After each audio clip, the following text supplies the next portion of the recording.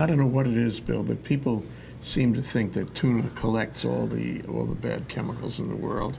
And now we have people saying that tuna off Fukushima are collecting radiation. What's the story, and is it true? Tuna and many other top-level predators collect all sorts of toxins which naturally occur in the environment, except for PCBs, which is one of our contributions to the environment.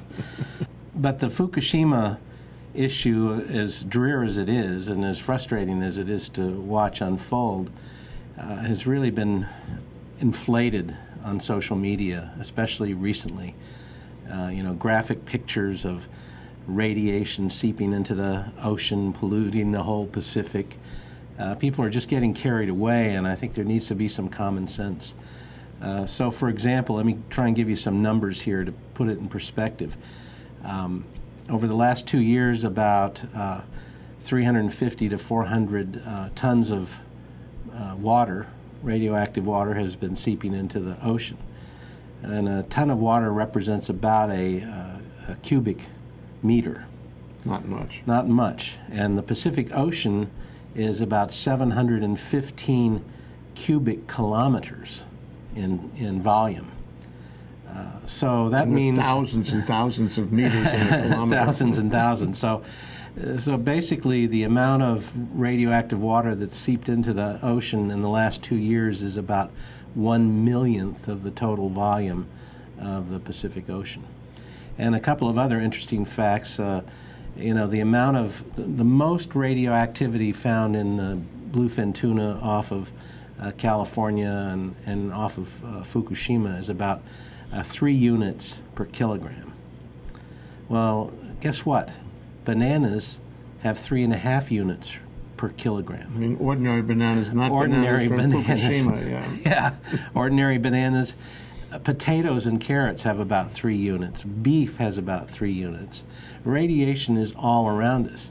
And like I said, you'll get as much radiation just flying from Hawaii to the mainland as you would by consuming 700 pounds of tuna, 700 kilograms, 1,400 pounds. So calm down, everybody. I mean, it's a serious problem, but it's not the end of the world. And I think one other thing with regards to toxin in tuna that people don't understand is, tuna and swordfish, and they're predator fish. They eat fish that have eaten fish that have eaten fish all the way down the food chain. The actual food conversion of a wild-caught tuna is 100 pounds of fish for every pound of growth. So if you add up all the fish that have been eaten by the time that tuna eats that fish for dinner, it actually represents a lot of fish. Whereas farmed seafood, the food conversion ratio is actually closer to 4-to-1, wet to wet comparison. Mm-hmm. So it turns out that farmed seafood is the most efficient way to produce protein, even over wild. And people say, oh, I'd rather have wild fish despite the toxins that are concentrated in the flesh.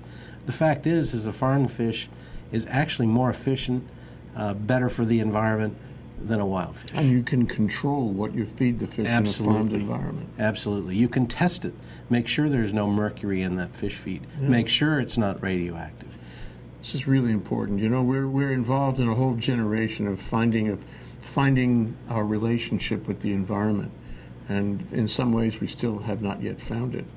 But these things will be revealed, and hopefully, we'll understand better going forward. This is one of those pieces. It's true, and I think it also illustrates that, the pervasiveness of social media, the notion that everybody can be a journalist and report on things that are happening in the world, still requires caution. As my grandfather used to say, 50% of everything you read in the paper is false. The problem is figuring out which 50%. And I'm wondering if the ratio has changed now with social media. I think so. But it requires us to keep on straightening this kind of stuff out, Bill. Absolutely. Thanks, Bill. You're welcome.